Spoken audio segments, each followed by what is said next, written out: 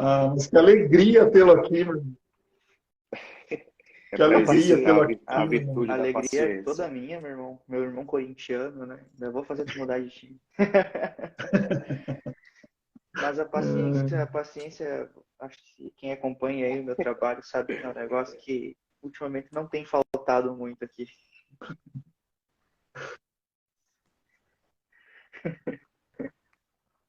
Estávamos falando sobre isso agora há pouco, né? Estávamos falando de treta, na verdade, né?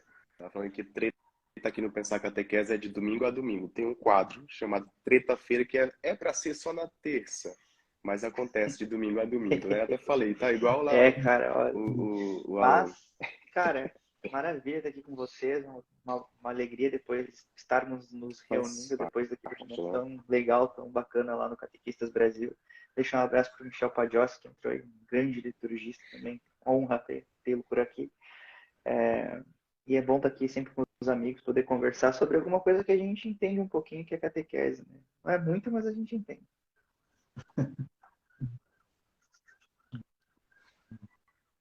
Imagina, a gente que agradece, né? O teu apostolado ele é muito importante, né? Não só para nós que estamos aqui acompanhando, né? Mas para tantas pessoas que, que fazem parte dele, né?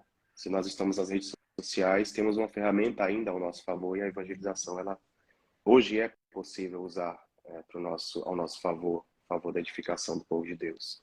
Então, a alegria nossa está aqui, mesmo que de maneira virtual, estarmos juntos. Eu estou quase sem voz porque eu estou saindo de um resfriado. Vamos Mas rezar? vamos lá. Em nome do Pai, do Filho e do Espírito Santo. Vamos. Amém. Senhor nosso Deus, queremos te pedir nesta noite a presença viva do teu Espírito Santo em nosso meio, para que nós, catequistas aqui, possamos somente falar aquilo que é o desejo do teu coração, Senhor. Para que de verdade, em nenhum momento seja colocado através de nós o nosso desejo, a nossa vontade ou as nossas palavras, mas somente a tua. E hoje, Senhor, nós queremos falar principalmente de tua Mãe Santíssima. Ajuda-nos, Senhor, a olhar sempre para a tua Mãe como modelo para a nossa vida, para as nossas escolhas. A primeira catequista, que seja sempre modelo para nós. Ave Maria, cheia de graça, o Senhor é convosco. Bendita sois vós entre as mulheres, e bendito é o fruto do vosso ventre, Jesus. Santa Maria, Mãe de Deus, rogai por nós, pecadores, agora e na hora de nossa morte. Amém. Em nome do Pai, do Filho e do Espírito Santo. Amém. Oficialmente, Amém. Bom, para quem Meu não me irmão, se conhece, meu apresente. nome é Alan Carrion. Para quem não me conhece, acredito que continue sendo, né? Onde eu saiba. Para os católicos catequistas, para os protestantes herege, né? Então, estamos mais ou menos por aí.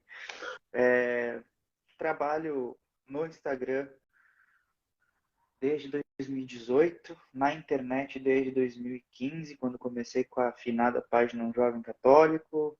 Depois eu me casei, tornei um pai, então não, não combinava lá ter aquela postura muito jovem. Sempre fui perseguido pela treta, às vezes eu as causava, às vezes eu apenas as atraía. Não é algo que eu me orgulhe, mas é aquela questão, se a gente está defendendo a verdade, e a verdade a quem ela incomodar, o incomodado virá ao nosso encontro. É o que tem acontecido aí nos últimos meses, né? A gente teve um crescimento no Instagram muito forte, assim, sempre quando eu falo a gente é porque aqui a gente trabalha eu e minha esposa, né? Então a gente se trata aqui os nossos trabalhos como uma equipe, então a gente faz tudo junto. Eu não poderia estar aqui agora se ela não estivesse fazendo a Teresa dormir. Então é um trabalho em equipe. E tivemos um crescimento muito grande no Instagram nesses últimos tempos aí, porque eu relutei muito a entender que o Instagram queria e privilegiava vídeos curtos. Eu sempre fui teimoso, dizendo, eu não vou me render a ficar fazendo catequese em 1 minuto e meio. Aí eu descobri que eu tenho um bom poder de síntese, algo que eu não sabia que eu tinha. Então, aprendi a sintetizar algumas coisas complexas em 1 minuto e meio. Claro, sintetizar. Eu não estou dando a doutrina em 1 minuto e meio. Seria muita pretensão minha dizer isso, né? Então, basicamente, é isso. Eu não faço um trabalho de apologética, embora eu acabe fazendo de alguma forma, né? Porque a apologética, ela tem o sentido de defender a fé, né? O que eu faço? Qual é a minha estratégia de comunicação? Eu transformo o ataque em catequese, né? Eu transformo o ataque protestante numa catequese. Por quê? Porque esse ataque, ele é feito para mim, claro, com mais recorrência, porque eu estou exposto. Mas esse ataque também é feito na mesa do almoço, num coletivo, num grupo de amigos, às vezes um ataque mais sutil, outras vezes uns ataques mais fortes. Então, eu tento trazer a mesa do católico, ser aquela pessoa que estaria sentada ao lado dela e responderia aquele tio protestante, aquele primo ateu, nesse sentido. Então, é esse o trabalho que eu busco realizar aqui no Instagram.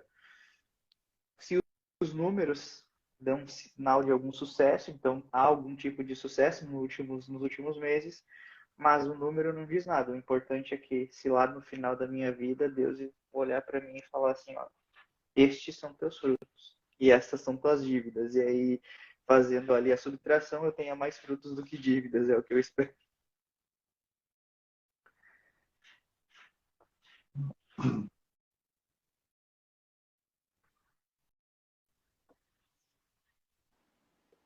A missão de evangelizar não é fácil, né? E de fato, querendo ou não, vai trazer esse incômodo. E uma coisa que você falou, né? Que diante de um ataque você traz uma resposta, e uma resposta muito bem fundamentada, né? Eu tiro muito com base nas tretas que eu tenho encontrado também por aqui no Pensar Catequese. Eu procuro o máximo que eu posso quando o modo nordestino não tá on, né? E aí eu tento transformar isso em conteúdos de catequese, né? Sempre a partir dos documentos e tal, porque as pessoas, elas nem sempre elas têm esse acesso, ou até têm esse acesso, mas não conseguem pensar, e você traz muito isso, né? E você partilhando, né, só para não tomar muito tempo, se partilhando dessas questões, né, desses ataques, eles acontecem em grandes proporções e pequenas proporções, porque acontece, por exemplo, as pessoas que vivem no cotidiano, aí no dia a dia, também acontece isso. Eu lembro que a minha comunidade de origem, junto com a igreja, sendo bem rápido, junto com a igreja é colado a escola São José. E aí, hoje, não tem mais aulas porque o protestantismo ele tomou conta do lugar onde eu morava. E aí os protestantes não aceitam colocar as crianças naquela escola porque tem o nome São José e está colada com a Igreja Católica. E aí tem crianças que hoje não podem se aproximar de um católico porque você vai se contaminar com o pecado. Então a gente vai percebendo o nível da coisa. E aí eu fico olhando as tuas postagens e eu vejo assim, isso acontece, só que em pequenas proporções, Perfeito, com exatamente isso que pessoas, com acontece. católicos E é no triste, né? cotidiano. Né? Não é que a gente. Assim, eu sou ecumênico, menos ecumênico que vocês vão conhecer. Eu não sou assim de medir palavras quando me perguntam sobre protestantismo. Mas eu convivo com protestantes e consigo estar com eles tranquilamente, né? Só que eu também. Bom, o cara quer discutir? Bom, beleza, vamos discutir. Eu sou aquele cara que dou um boi para não entrar numa briga. Mas quando se trata da boiada para não sair, também não sou um exemplo, uma pessoa muito virtuosa nesse sentido. Mas é por quê? Porque eu acho que o ataque, ele precisa ter duas formas de reação. Ou é você responder à altura, mas educadamente, porque a educação vai desconcertar. Grande abraço para o nosso capitão do Fortaleza, Tite, um irmão, grande irmão que está entrando aí também. Ou a gente responde à altura, o ataque com educação, sempre, jamais partir para a ignorância, porque não vai valer. Ou você vê que a pessoa não quer, não tem abertura, você percebe que a pessoa não tem abertura para o diálogo, você fala lá o que eu tenho falado ultimamente. Reclamações no saque. Porque aí, cara, não é que seja um deboche, não é que seja uma... É uma forma de você, tipo, dizer assim, cara, não vai te agregar, não vai me agregar, e nitidamente eu não quero simplesmente sabendo que tu não tem conhecimento do assunto, chegar aqui e te dar um monte de coisa que tu vai simplesmente dar de ombros e não vai pegar para si. Então, principalmente quando se trata de Nossa Senhora. Quando se trata de Nossa Senhora, cara, o negócio assim é absurdo. E só voltando assim à questão do meu testemunho, eu comecei a entender o que era protestantismo versus catolicismo quando eu tinha a página Um Jovem Católico no Facebook, tinha 400, 500 seguidores, alguma coisa nesse sentido, e postei um negócio assim, o que Maria representa para você? Aí começou primeiro com os católicos, né? Respondendo que Maria era a mãe de Jesus, baluarte da salvação, parará, parará, parará, tudo muito bonito. Mas depois começou a vir umas pessoas falando, não pode salvar ninguém, não sei o que, e eu não sabia responder. Então, eu sempre tive essa questão, se eu não sei, eu não vou me meter aqui a falar o que eu não sei, porque senão é capaz de eu piorar a situação. Só que aí eu percebi que existe uma questão assim de tipo, cara, é o espantalho. Só que ao mesmo tempo, você vai começando a crescer na fé, você vai começando a crescer na fé, você vai começando a crescer na fé e você vai olhando para o lado, para a grama do vizinho. E eu percebi uma coisa: protestantes intelectuais, protestantes sérios, protestantes que sabem dialogar, que fazem um bom diálogo ecumênico, eles já não falam mais sobre isso, porque já é uma questão meio que batida. Claro, quando se torna, o que eles falam mais a questão assim de Maria é muito mais voltado, por exemplo, para uma possível corredenção ou dos últimos dois dogmas da Igreja sobre Maria, que é a questão da Imaculada Conceição. Por quê? Porque o protestante clássico, ele aceita que Maria é mãe de Deus e ele aceita que Maria é virgem. O protestante clássico não está preocupado se Maria teve ou não outros filhos, né? Isso é uma coisa que acontece muito na igreja neopentecostal, né, batistas, ou na questão dos adventistas. O adventista ele é muito radical nesse sentido, então ele também é um tipo de protestante. Tipo, o adventista já é visto como seita pelos próprios protestantes, né? Mas enfim, os adventistas são os que mais veem a página. São, assim, eu posso dizer sem medo de errar. Em primeiro lugar, assembleianos, da IURD, ou assembleianos, Igreja Universal do Reino de Deus, essas neopentecostais. Em segundo lugar, os adventistas, algumas vezes, raras vezes, testemunhos de Jeová. Protestantes calvinistas clássicos que não estão buscando treta, que não estão querendo, tirando aquelas pessoas que querem surfar na onda de alguém, eles não estão preocupados, eles estão num outro nível de debate, eles estão num outro nível de conversa teológica, de diálogo teológico, que também não chega até mim. Por quê? Porque eu não sou uma pessoa que trata de teologia aprofundada, alta teologia. Eles vão falar, vão conversar, por exemplo, com Sidney Silveira, acho que é Sidney Silveira, com o próprio Luca, que é um amigo meu que está lá nos Estados Unidos estudando tomismo na Thomas Aquinas College. Eles vão estar lá falando com o próprio Rafael Brodbeck. Eles vão estar lá, vão falar com pessoas que já estão num alto nível de teologia e a grande disputa deles já nem é questão muito relacionada a essa bobagem de adoração de imagens. Enfim, dessas coisas que para nós que já somos católicos muito bem formados, é fácil refutar. É fácil fazer com que o católico entenda. E esses caras vão estar discutindo lá soteriologia, né? Eles vão estar discutindo graça e justificação, né? Como que eles trabalham essa parte teológica mais profunda. Mas, enfim, o que eu estou querendo trazer com essa introdução toda é que nós, catequistas, nós estamos no meio termo.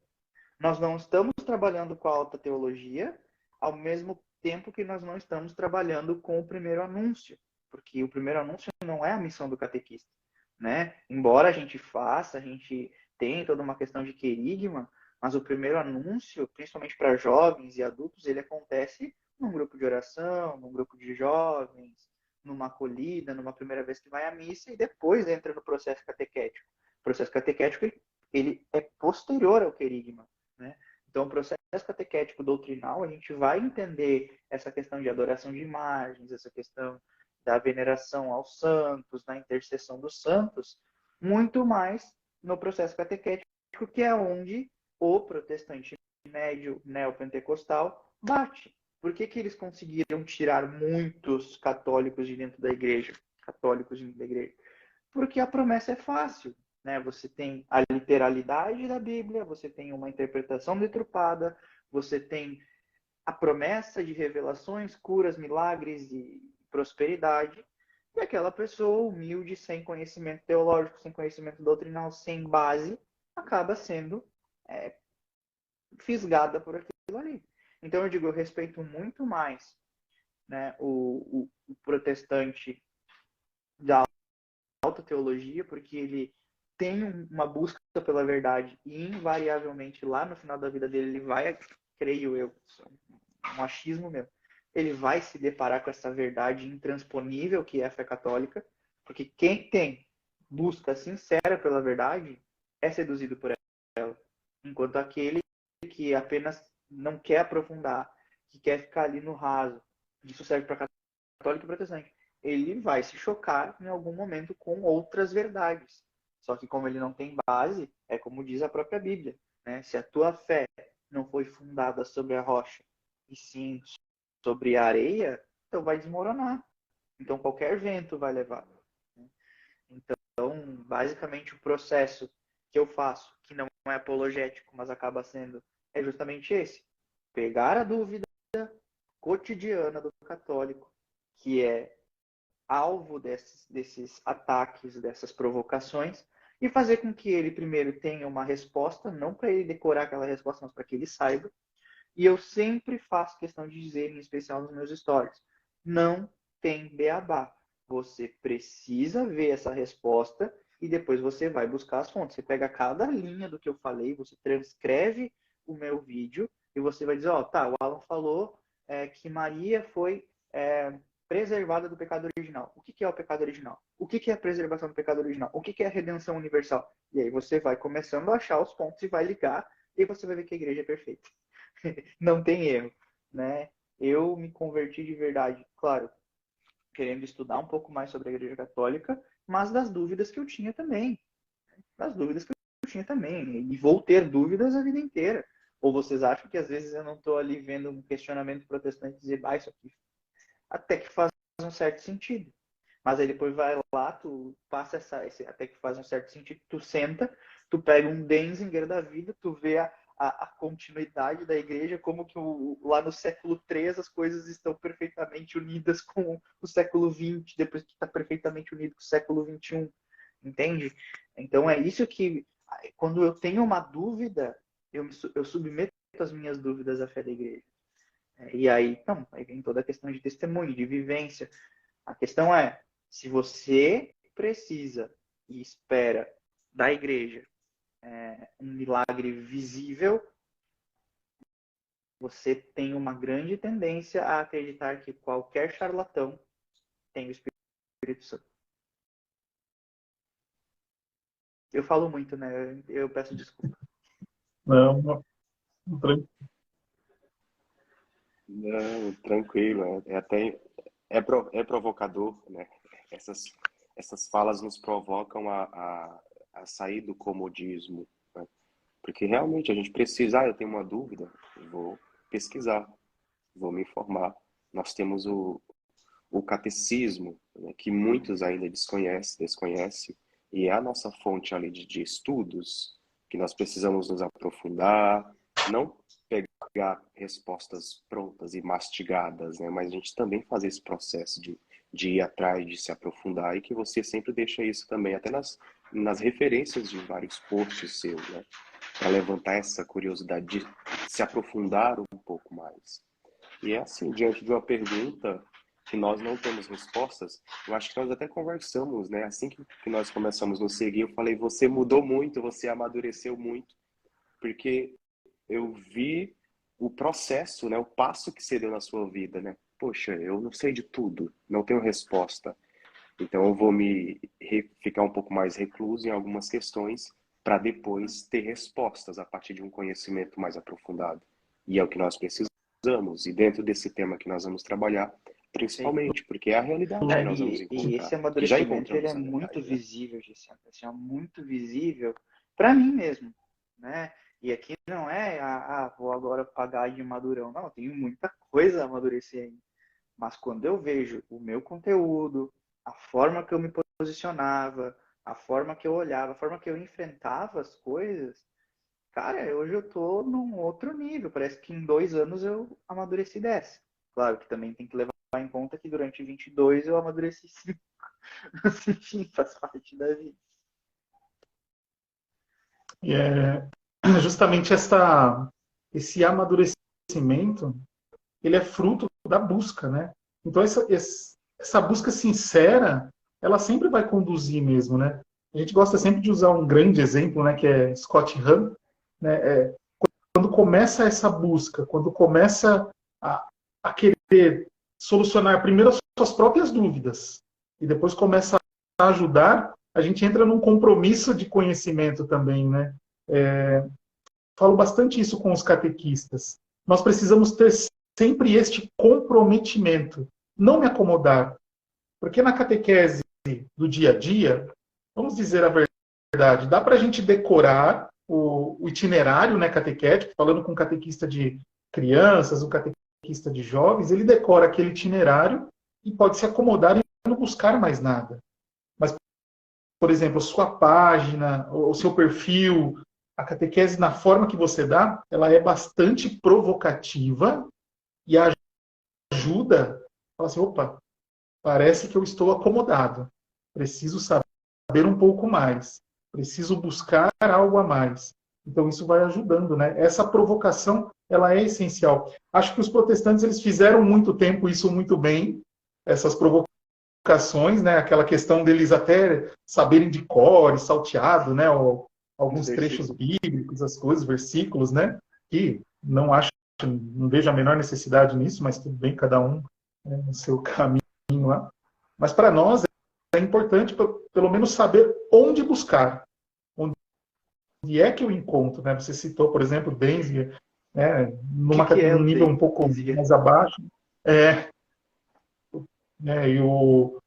Num outro nível, né? Vamos buscar o catecismo primeiro. Vamos dar uma olhadinha no catecismo de São Pio X para a gente tentar entender um pouquinho como falava ali.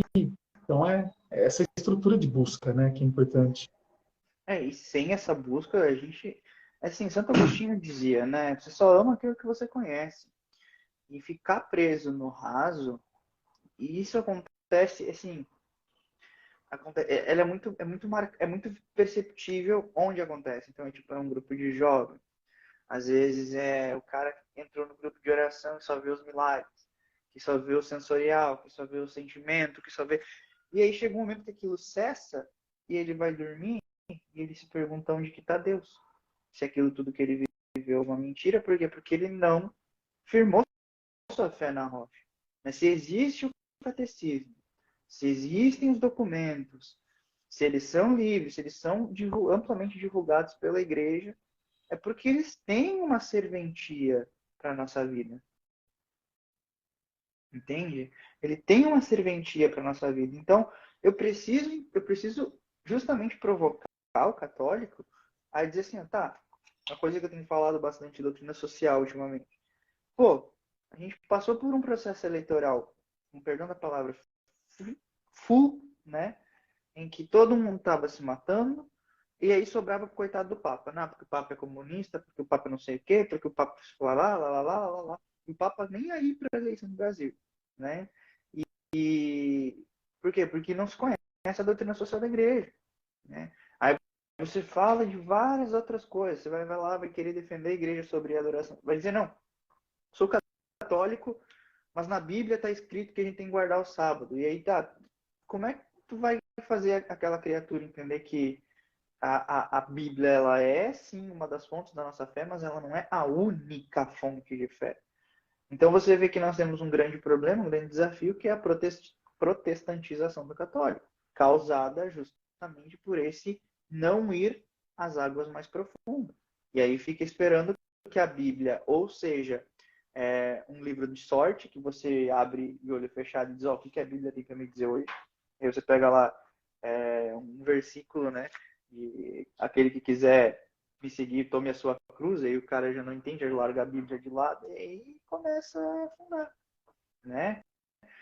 Ou o cara que é tão literal, que acha que a Bíblia é tão,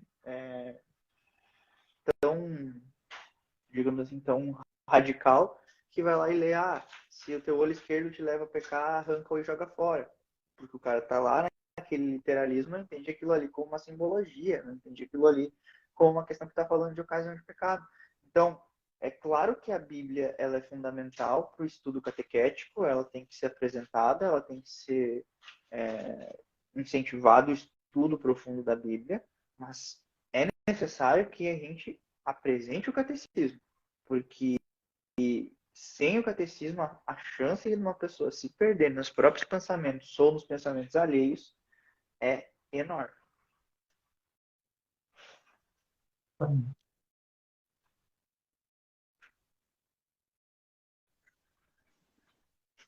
Exatamente. Nós começamos a falar e nem nos apresentamos, né? Faz parte do processo. Rodrigo, se apresenta pra gente, o pessoal que está chegando aqui nem Que sabe de onde nós maravilha. somos, quem somos, o Vamos que lá. Eu sou fazemos, o que Rodrigo comemos. Marques, sou aqui da Diocese de Jundiaí, São Paulo. Né? Trabalho com catequese de jovens há muitos anos, aqui no Santuário Diocesano Santa Rita de Cássia. Sou casado, tenho 2 filhos, a Lorena com 13 e o Lucas com 9.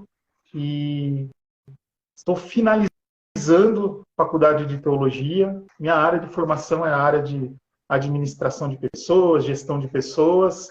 A pós-graduação é toda nessa área, mas agora tenho procurado, nessa fase da minha vida, aprofundar conhecimento mesmo para ajudar os catequistas. E desde 2018 eu tenho esse perfil aqui no Instagram e YouTube, e venho devagarzinho evangelizando, ajudando os catequistas de todo o Brasil. Agora tem até povo na Angola que está dando para ajudar também. Né? Tem um grupo de pessoas lá. Então é bem satisfatório. É algo que eu conto para o Gessiandro, contei para vários de vocês que estão acompanhando. Eu fui bastante resistente em trabalhar nessa questão da internet. Eu falava que não, eu quero dar catequese presencial só, formação presencial, não quero ir para a internet, não quero fazer nada aqui. Mas aos poucos fui começando, e depois, período de pandemia, foi onde eu pude aprofundar e trabalhar mais dentro da catequese e aqui também, também. Então é algo muito gratificante e deixa feliz, e tem sido bom. E no meio do caminho, esse ano nós fizemos essa amizade, e de toda terça a gente partilha esse momento dos 2 perfis aqui, trazendo pessoas para nos ajudarem com a catequese. Então é fantástico esse encontro. Sandro.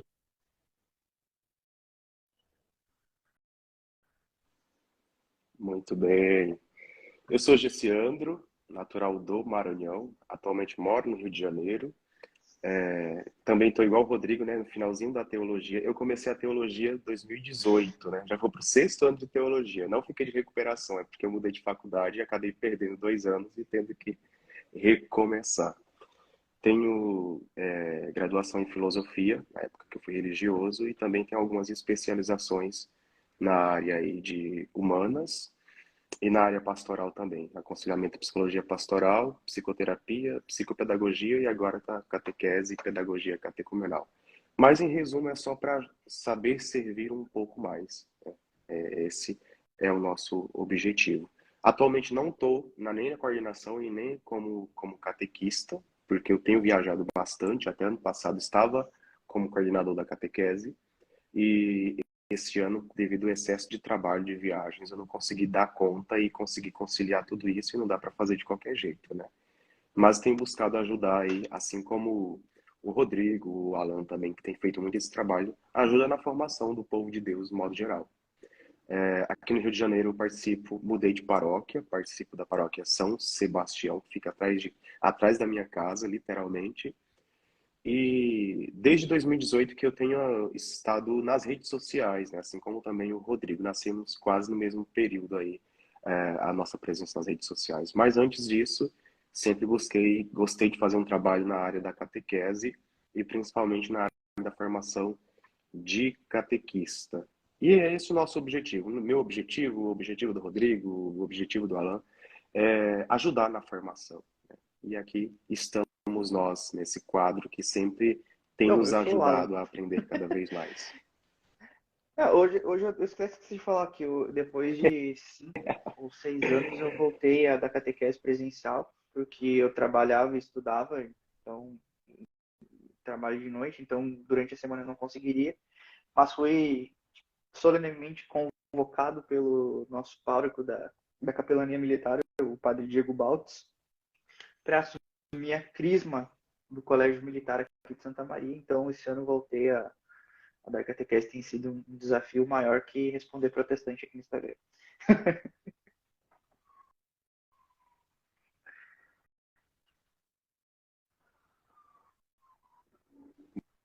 Muito bem. E é isso aí, vamos lá falar um pouco do tema que o Alan sempre está partilhando e eu estou sempre salvando os posts dele, os vídeos, né? E descrevendo e reescrevendo. Ele vai falar um pouco para nós sobre Mariologia, que é um assunto que pega na catequese. Então, é com você, meu Bom, caro. Você já fez vamos lá. introdução, já O que de partilhou? fato é o estudo da Mariologia? Né?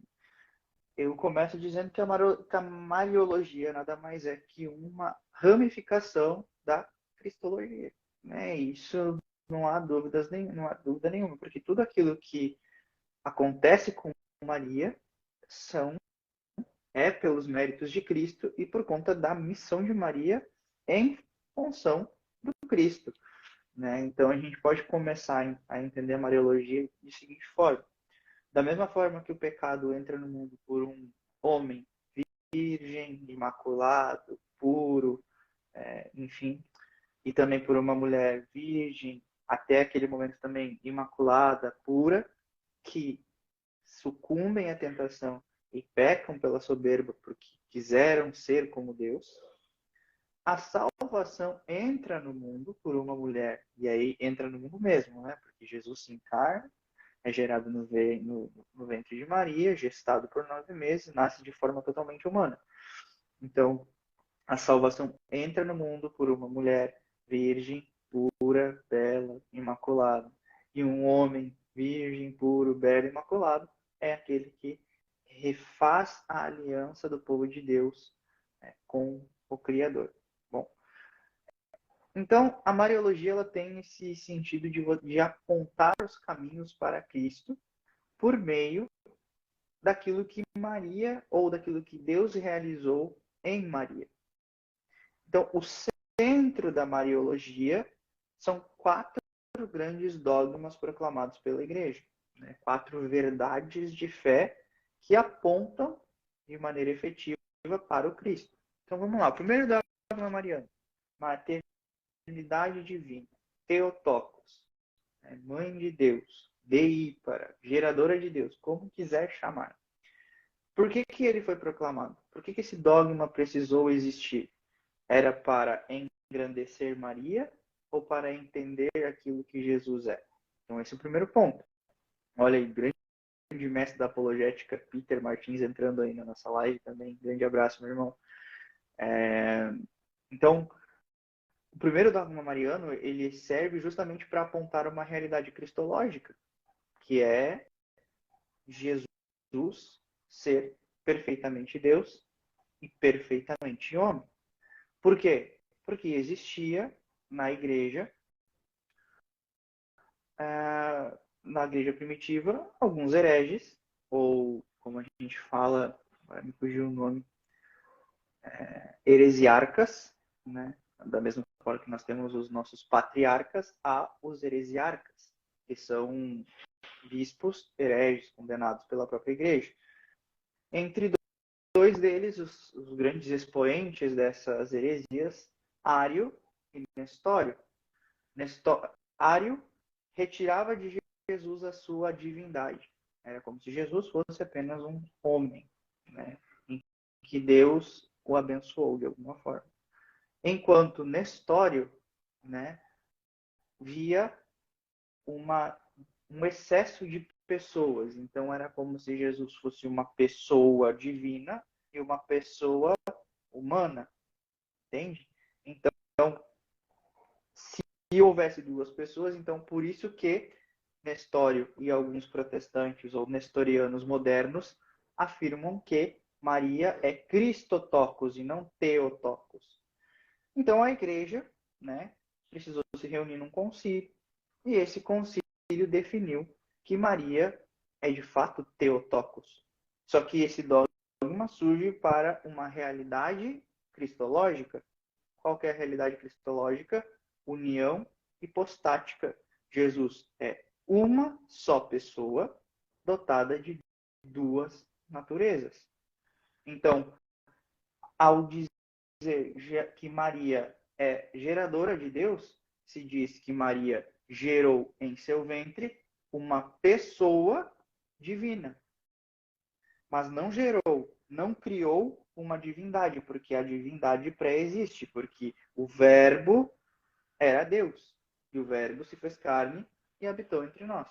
Fechando esse parênteses, então a gente entende que nós podemos perguntar para Maria: Maria, você é mãe de quem? Olha, eu sou mãe de Jesus. E do que você é a mãe, Maria? Eu sou mãe da segunda pessoa da Santíssima Trindade.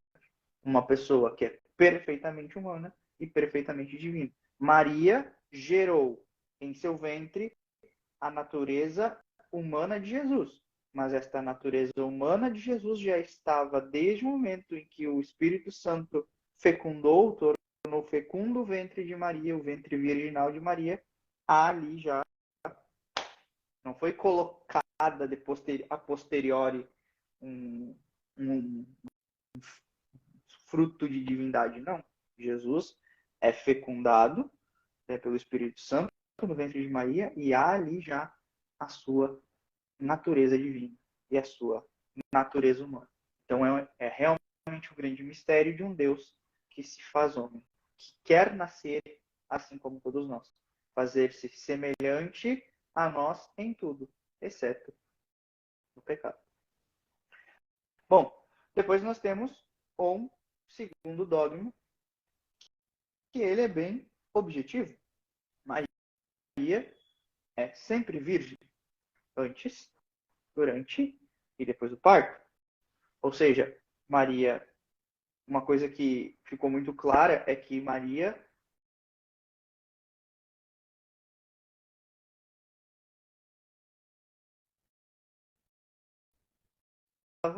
dessa doutrina da igreja a respeito da virgindade de Maria, dizendo que isso era herdado dos gregos, em que humanos se relacionavam com deuses, certo? Então, por exemplo, o deus... Qual é o filho de Zeus, Tice? Sabe? Acho que é. Acho que deve ser o Hércules, que é metade. Por quê? Porque foi gerado de uma relação entre uma humana e um deus. Não, Deus não teve uma relação. Tanto que os padres da igreja, os primeiros padres da igreja, você vê o Denzinger, sempre faz questão de falar a expressão sem sêmen. Então, para refutar essas questões, foi primeiro mostrado que Maria era uma virgem. Se você vê, a Bíblia em nenhum momento cita posteriormente os filhos de Maria, sempre se fala em irmãos de Jesus, só que se você faz uma análise bíblica completa, você vê que os 4 irmãos de Jesus citados nos evangelhos têm uma mãe que não é Maria. Basta ver, você tem lá Maria de Cleofas, enfim, né? Então, isso, junto com a tradição da igreja, chama-se Maria de Puríssima, sempre virgem, sempre virgem Maria. E essa virgindade não é uma virgindade só do ímen de Maria. Eu sei que parece um pouco profano falar ímen de Maria, mas a gente precisa ser bem objetivo. Nós estamos falando da virgindade não só do corpo, mas principalmente da virgindade da alma. E essa virgindade da alma nos leva ao terceiro dogma da Igreja a respeito de Nossa Senhora, que é a Imaculada Conceição, ou, trazendo por um linguajar mais moderno, a Imaculada Concepção de Maria, que sempre gera algum tipo de dúvida, né? Nos católicos ou nos cristãos em geral, que é, bom, quando a gente fala que Maria é concebida sem pecado, não quer dizer que digamos assim, não houve foi uma concepção virginal, como igual ao que Maria concebeu Jesus em seu ventre. Não. Houve uma relação entre São Joaquim e Santa Ana, ali naquele momento fecundo óvulo, e Maria passa a existir como um embrião. Naquele momento da fecundação, Deus do céu disse que esta mulher não seria tocada pelo pecado original, certo? O que isso quer dizer? Que é uma redenção preventiva, né? Porque Deus tem duas formas de salvar, né? Deus pode nos salvar da queda, né? Ou seja, como foi o próprio, como uma conversão, alguém que passa por um momento de conversão, ou seja, que uma graça atual é derramada, aquela pessoa se abre para a graça e ela se converte. Maria foi preservada da queda. Maria não precisou cair, Maria não precisou ter contato com o pecado pelos méritos da cruz de Cristo. Ou seja, ao invés de Deus permitir que Maria caísse, ele a preservou disso. Por isso que a gente chama de redenção preventiva, porque é duas formas de salvar. Isso por muito tempo foi debate dentro da própria Igreja Católica, né? Então imagina, por isso que ele demorou tanto tempo para ser um dogma proclamado, porque havia-se a grande discussão de que se a redenção é universal, como que Maria poderia não ter tido contato com o pecado? Então, se Maria não tivesse sido salva, logo a redenção não seria universal, então Cristo não morreu por todos, não teria morrido por todos. Isso seria um grande erro afirmar. Então, o grande Duns Scoto, para provar isso, né, mostra que, por conta da dignidade da missão de Maria de ser a mãe do Senhor, por conta disso, e para que o Senhor não tivesse contato com um ventre impuro, Deus predestinou Maria a ser mãe da sua encarnação e a preveniu da queda. Ou seja, tirou de Maria o pecado original. Então Maria foi salva por Cristo na cruz, porque os méritos da cruz de Cristo são atemporais. Então Cristo, quando ele morre na cruz, ele morre por todos aqueles que vieram antes dele, todos aqueles que existiram durante o tempo em que ele estava presente no tempo, e também por nós que estamos no futuro, porque os méritos da cruz de Cristo são atemporais. Então Deus derrama aqueles méritos sobre Maria no momento da sua fecundação, da sua concepção. Então Maria, assim como Eva, era totalmente pura, não tinha concupiscências, não tinha predisposição natural ao pecado, só poderia pecar se sucumbisse a uma queda. E qual que é a grande prova disso na Bíblia? Nenhuma outra mulher é dita como bendita entre todas as mulheres e nenhuma pessoa nas Escrituras é mostrado da plenitude da graça. Por isso que o anjo olha para Maria, Kaire, Keharitomene, né? Ave, cheia de graça. E alguns teólogos afirmam que essa plenitude de graça implica na exclusão do pecado. Fechamos aqui também esse dogma da Imaculada Conceição, ao qual eu tenho profundo amor. Eu ficaria horas falando só sobre Imaculada Conceição. Dá para sentir aqui. E a Tice me olhou com uma cara ali também. E aí a gente tem depois o dogma da... Tem alguma coisa com um eco. Acho que agora passou. Passou. E aí, por fim, a gente tem o dogma da Assunção de Maria. O que é a Assunção de Maria? A gente precisa separar o que é a Assunção de Ascensão. Assunção é alguém que é elevado. Ascensão é alguém que, pelas suas próprias forças, é vai para o céu. Quem ascende? Jesus. Quem é assunto? Maria. Então, por conta dessa imaculada conceição, né, por conta de Maria não ter pecado, Maria não poderia experimentar da questão de um dos grandes males do pecado original, que é a corrupção da carne. Quando a gente está falando aqui de corrupção da carne, não está falando do pecado em si, estamos falando da carne que vira cinzas, né, ao pó volta. Então, pelo dogma da Assunção, que ele está intimamente ligado com a Imaculada Conceição, e os três dogmas giram em torno, esses três dogmas, Virgindade Perpétua, Imaculada Conceição e Assunção, eles só existem por conta do dogma da maternidade divina. Por quê? Porque todos eles são concedidos a Maria por conta do seu papel de ser Dei Genetrix, né? Ser a geradora de Deus.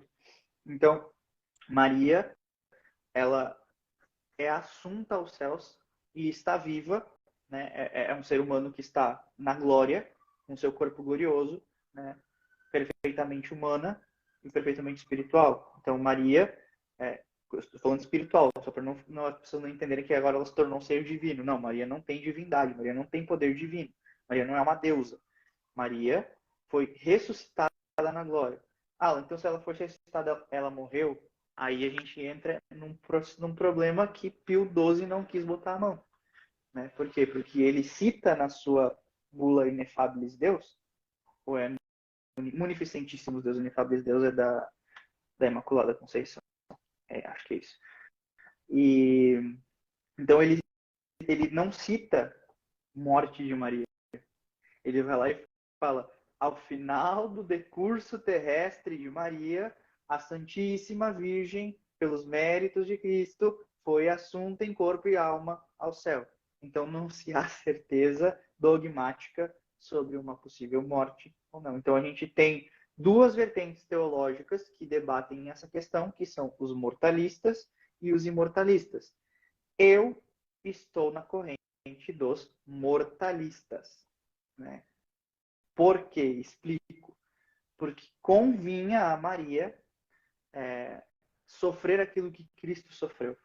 Então, assim como seu filho, ela também se entregou completamente. Então, por exemplo, há alguns relatos da igreja primitiva ou da igreja da Idade Média, agora não vou me lembrar exatamente, com exatidão, em que se diz que Maria teve uma morte de amor. Não foi uma morte sofrida, que Maria expirou de amor por Jesus. Semelhante graça aconteceu, por exemplo, com a Beata Imelda Lambertini. Claro, vamos separar aqui as coisas, porque Maria é muito maior que a Beata Imelda Lambertini, mas Beata Imelda Lambertini também foi uma pessoa que morreu de amor por Jesus. Ela não podia comungar, recebeu a primeira Eucaristia pela primeira vez, e ela sempre dizia: eu não entendo como é que vocês podem comungar Jesus e não morrer de alegria. E na primeira comunhão de Beata Imelda Lambertini, na sua ação de graças, ela expirou. Então, ela morreu de amor. Inclusive, um dos relatos desse milagre diz que é como se o coração dela tivesse explodido. Então, veja a profundidade. Acreditamos que tenha acontecido isso. Né? Algumas pessoas chamam essa morte de dormição. Né? A Igreja Oriental tinha, inclusive, uma data, uma capela da Dormitio Maria, algo nesse sentido, né? Que é a capela ou a Basílica da Dormição de Maria, certo? Então, é algo que fica a critério aí de cada um tentar entender e buscar qual é a sua vertente teológica, né? Eu peguei muito essa questão de ser mortalista pela catequese. Tem uma catequese que São João Paulo II deu sobre esse dogma que é fenomenal. Ele faz uma exegese histórica da tradição da igreja até chegar ao seu entendimento. Inclusive, São João Paulo II, ele rejeita a possível dormição de Maria. Ele diz que sim, ela morreu, foi ressuscitada e elevada aos céus em corpo e alma. Então, esse foi o grande resumo dos 4 dogmas. Qual é o tema de Maria que eu nunca parei para me debruçar e dizer eu vou estudar isso com afinco? O possível dogma da corredenção. Né? Esse é o tema que eu preciso um dia sentar assim, sem nada para me preocupar, dizer, não, agora eu vou entrar nessa treta aqui, porque essa treta é pesada. Só que tudo indica, né, pelas recentes declarações do Papa, a maneira que ele se posiciona, que ele afirma que não é necessário um novo dogma mariano. Então, o espírito de obediência silencia o meu coração e apenas fico ali especulando, embora eu acho que seria de grande valia, ainda mais em tempos tão anti-marianos como os que a gente vive hoje. Então, se vocês pararem para ver, todos esses dogmas, em nenhum desses dogmas a gente deixou de citar Jesus. E tudo é feito em vista de Cristo, dos méritos de Cristo, da missão de Maria por conta de Cristo. Então, Maria está intrinsecamente ligada com Jesus. É uma união que só não é tão perfeita porque eles são pessoas diferentes. Entende? Mas certamente o coração de Jesus e o coração de Maria pulsam na mesma frequência. Ambos corações pulsantes de amor pela humanidade, sedentos pela salvação de todos nós. Por isso que podemos dizer que Maria é rainha do céu e rainha da terra, mãe de Jesus e mãe da igreja, mãe de Jesus e nossa mãe. Eu tenho profundo amor por Maria, deveria ter mais intimidade, mas tenho um profundo amor por Maria, porque eu vejo que a nossa igreja ela é completa em Maria. Nós somos uma igreja que tem um pai, nós temos uma mãe. Que bom poder dizer que a gente tem uma mãe. Que bom a gente poder dizer que somos filhos de uma igreja que não nos deixa órfãos, principalmente de uma mãe. Uma mãe que ora por nós, uma mãe que intercede por nós, uma mãe que foi capaz de entregar o seu filho único por nós, sofrer as dores com o Cristo por nós e suportar tudo aquilo em silêncio por nós. É claro que eu não estou aqui dizendo que Maria salva. Não podemos afirmar isso de maneira alguma. Maria não tem esse poder. Mas Jesus quis fazer com que Maria fosse parte desse projeto de salvação, da economia de salvação que Deus deu para o seu povo. Feliz da igreja que tem Maria por mãe. É só isso que eu posso dizer. Amém. Muitíssimo obrigado.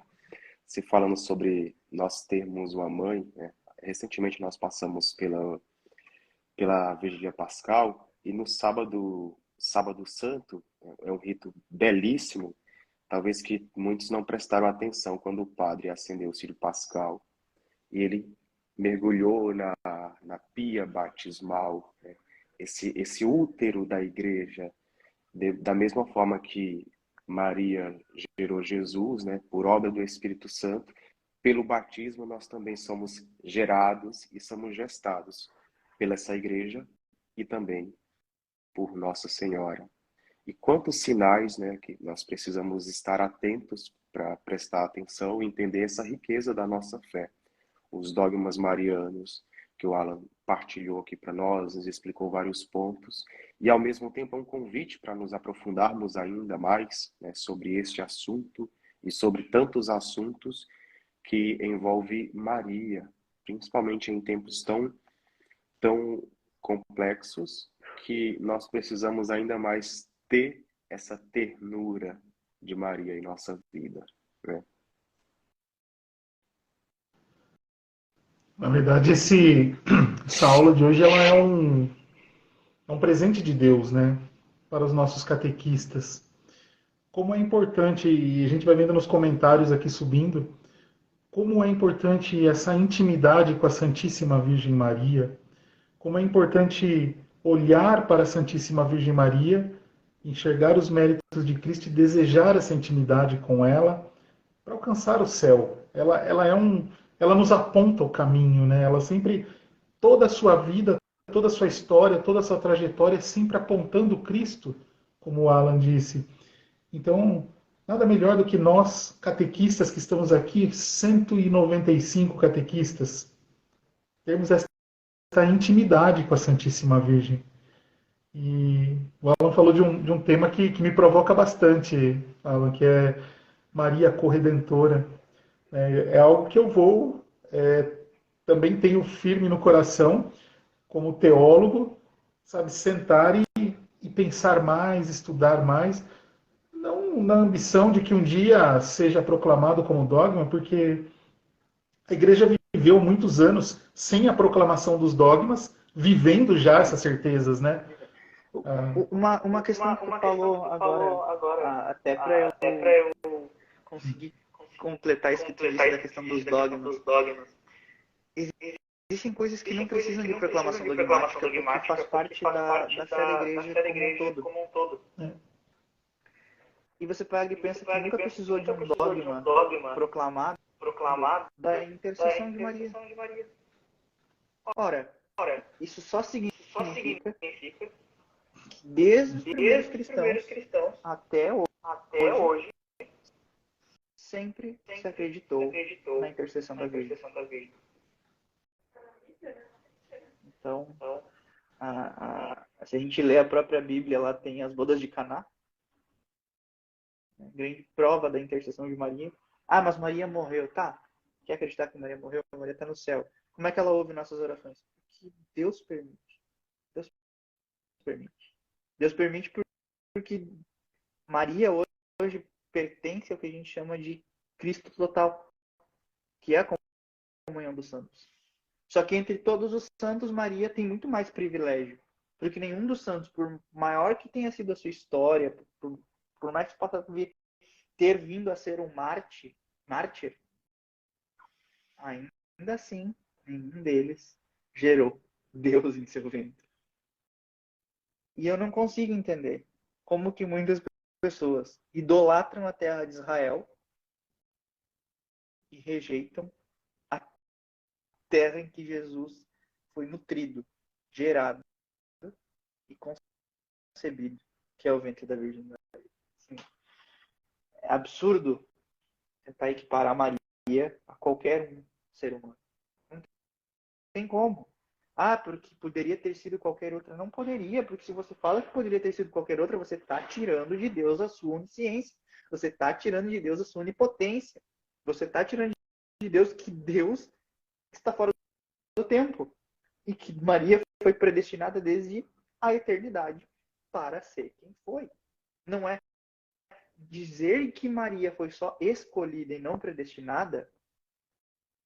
Dizer que Maria foi só escolhida e não predestinada é como você chegar e dizer assim: Deus é um grande satélite imperfeito que ficou durante séculos olhando e dizendo: não tem aí uma mulher que seja digna para gerar a minha humanidade. Cara, isso não tem sentido. Maria foi predestinada. Maria teve essa missão desde o momento da sua concepção. Então, se Maria se fosse só escolhida, então Maria não teria sido concebida sem pecado. Entende? Logo, se Maria foi concebida sem pecado, quer dizer que ela era uma mulher predestinada. Deus quis que Maria, desde a eternidade, fosse a mulher que geraria a sua humanidade. Cara, assim, eu sempre digo assim, cara,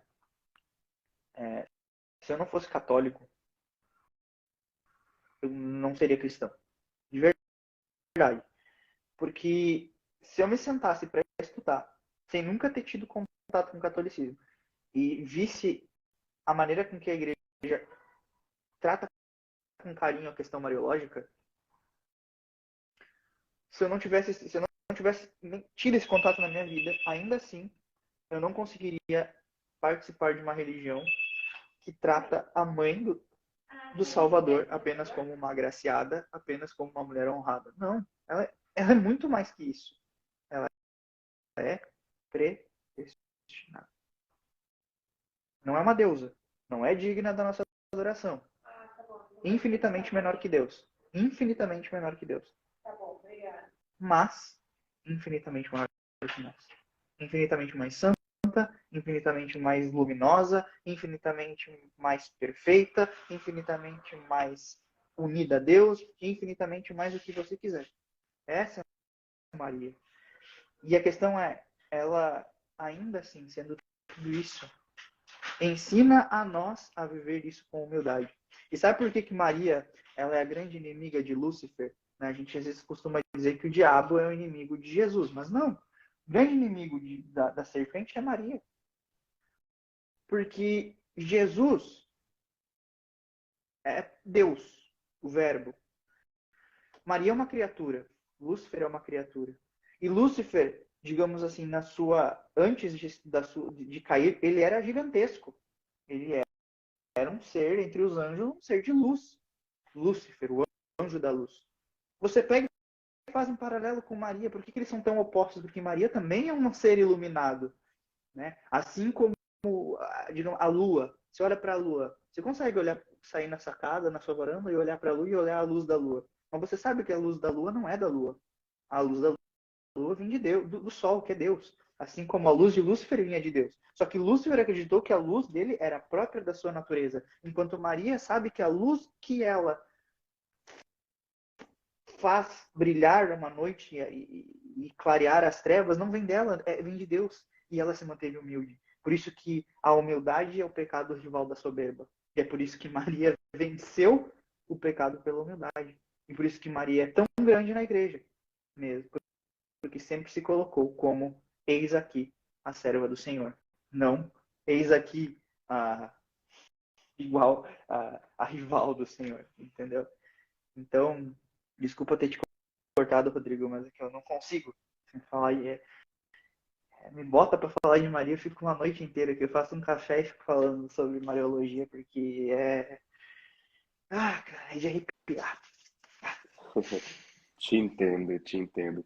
Até se fez um vídeo esses dias, antes da Semana Santa, respondendo uma caixinha de perguntas, onde alguém falou, Maria é uma mulher qualquer. Até eu comentei assim, eu queria ser uma mulher qualquer como Maria.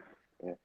E aí, aquele vídeo, eu nem te contei isso, mas aquele vídeo me provocou a olhar para a paixão de Cristo pelo olhar de mãe. Eu até comecei a postar vários vídeos pequenos da paixão de Cristo, de Mel Gibson. E como eu rezei nessa Semana Santa a partir do olhar de Maria. Né? Se uma mulher qualquer, né, passar por tudo aquilo e confiar, né, na providência de Deus, na ação de Deus, saber que uma espada irá transpassar o seu coração e ainda assim aceitar com resignação essa missão. Então, se ainda assim é compreendida como uma mulher qualquer, pois imagina se ela não fosse, né? E eu vi que essa tua provocação me fez olhar a paixão de Cristo pelo olhar de mãe, né? E como nós precisamos ter essa sensibilidade e essa abertura também para Deus. A exemplo de Maria, como nós costumamos falar aqui, a principal educadora na fé. Né?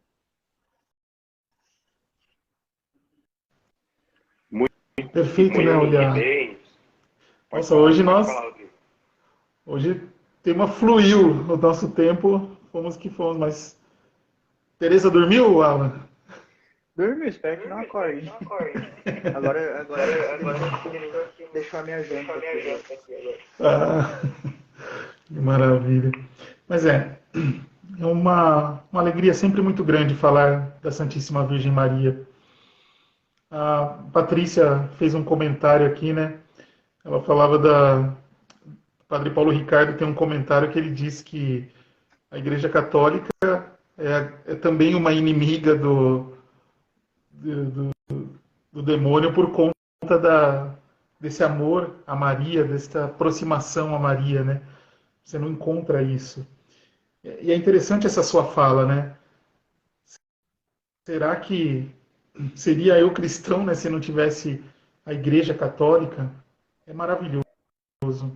E como a gente precisa conhecer, amar e desejar cada vez mais mergulhar na grandeza da Igreja Católica. E por mais que a gente viva 100, 120 anos, nós não vamos ainda conseguir beber tudo aquilo que a Igreja nos oferece. Essa água viva desse poço de Jacó, ela não se esgota com a Igreja. A cada dia, né? A cada dia um novo ensinamento, um conhecimento, uma nova busca. É a beleza da Igreja. E é a beleza da Igreja que nos deu Maria. né? É a igreja que mantém essa tradição e que nos traz até hoje, manifestada nos dogmas, proclamada nos 4 dogmas marianos, né? O último tão recente, né? Numa história de 2000 anos, tão pertinho da gente, podemos dizer, né? Mas sempre igreja cuidando para que a gente tenha essa devoção também à Santíssima Virgem Maria. Não tem como não amar, não tem como não olhar para Maria. E acredito que todos aqui hoje vão dormir, né, vão descansar pensando na beleza de Maria, né? Esse olhar Durmam com mariano. esse barulho. Durmam com esse barulho. Não tem como. É maravilhoso. Maria, Mãe de Deus. Eu gosto muito da invocação que eu mais amo Salve Maria Santíssima, né? Todos os meus vídeos, tudo eu começo com essa. Mas você falou do dogma da Imaculada Conceição, também é o que mais me toca, né? Estudei bastante também Duns Scotus, nessa proclamação. Até fica como referência para. Tem um videozinho no YouTube, tem um filme completo de Duns Scotus, vale a pena Maravilhoso. quem quiser assistir para aprofundar. É bem bonito, muito bonito. Depois eu coloco aí nos canais, coloco os links aí para vocês acharem. Salve Maria Santíssima. Salve Maria. Salve Maria. Então, antes de dar tchau, que eu tô assim, azul de fome, convido a quem veio a live aqui pelo meu perfil a seguir o Luciano, seguir o Rodrigo. São perfis incríveis, perfis da minha confiança, perfis que eu indico de verdade, então não tenho medo de segui-los, né? São pessoas incríveis de tato, né? De trato finíssimo, que eu tive a oportunidade de conhecê-los pessoalmente. Então, se você está aqui, chegou aqui pelo meu perfil, por favor, sigam-nos, né? E muito obrigado por cada comentário, por cada elogio aí, a gente fica sem saber como responder. Um dia eu aprendo a lidar com essas coisas, né? Por enquanto, como eu disse para os guris lá em São Paulo, eu sou apenas um guri do Rio Grande do Sul, né? Aqui do interior do Rio Grande do Sul, tentando fazer alguma coisa para ajudar. Tá? Então, muito obrigado pelo convite, pela confiança, pelo carinho que vocês têm comigo, com a minha família. E sempre que precisarem, é só me chamar que a gente vem correndo aqui. Às vezes um pouquinho atrasado, com os bugs do Instagram, mas a gente chega. A gente que agradece pelo convite, por essa catequese que foi sensacional. Nós acompanhamos o teu trabalho, né, de evangelização, a tua humildade em responder, de tirar um tempo na tua agenda. E isso é muito bonito, é um testemunho muito bonito para nós. É uma alegria nós estarmos aqui e ter essa rede de apoio onde a gente pode, olha, tá com dúvida X, Y, Z, corre lá no Alan, corre lá no Rodrigo, e a gente aprende junto, né? Cada dia a gente aprende de uma forma diferente. Nos meus arquivos está cheio de posts de vídeos salvos teu, que é uma forma também de tirar um tempinho depois e aprender e compartilhar, né? Sempre estão compartilhando vídeos do Instagram lá nos grupos do Pensar Catequese, e eu fico muito feliz porque nós vamos nos juntando, nos unindo e ajudando outras pessoas. Faço o mesmo convite às pessoas que seguem o Pensar Catequese, a seguir o Alan, a seguir o Rodrigo, que todos os dias, se você quer aprender sempre um pouco mais sobre a fé católica, quer amar cada vez mais a nossa igreja, Nossa Senhora, então tira sempre um tempinho do teu dia para ir lá, para salvar, para comentar, para aprender. Nosso processo de aprendizagem é constante. Os documentos da igreja falam isso. A catequese ela é permanente. E, de fato, hoje, quanta coisa nós aprendemos aqui nessa live que passou tão rápido que já é quase 11 horas. Então, Quê? já são, mais ou menos, exagerei, já são 22h34. Mas muito obrigado, muito, muito, muito obrigado. E sabe que a casa está de portas abertas para você. Então tá, meus irmãos. Um beijo no coração, um beijo para todo mundo que ficou aí. Eu vou comer porque eu tô com muita fome. Tá, assim como a gente tem fome de aprender, assim como tem fome de aprender, também tem fome de comer. Boa noite, gente. Boa noite. Fique com Deus. Até a próxima. Até a próxima. Tchau, tchau.